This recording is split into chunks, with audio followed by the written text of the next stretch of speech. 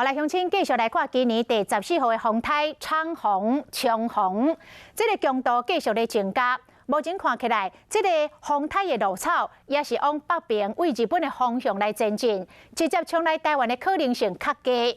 也毋过，气象局也是来提醒，讲说落来这一两天是风台的走向上界关键的时刻。也毋过，就算这个风台无直接冲过来台湾，这个拜六进前，北台湾也是会受到东北风的影响，也是安尼湿湿凉凉的天气。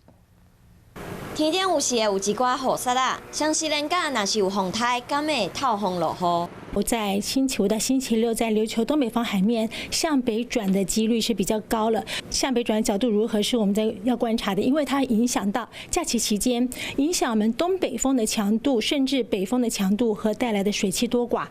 冲锋未来路线会安怎行？气象局、美国海军局、日本气象拢认为，风台先往北纬琉球的方向刷紧，过来转向日本。不过，确定的路线未来一两天阁会有变数。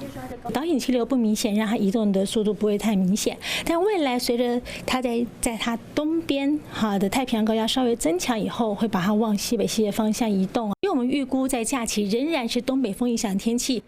不过，就算风台袂来台湾，一直到双十连假结束的前一天，天气拢袂伤好，因为东北风会有湿凉的天气。北部逐天拢会落雨，低温差不多伫22度。中南部日是真温暖，不过到暗时温度会差真济。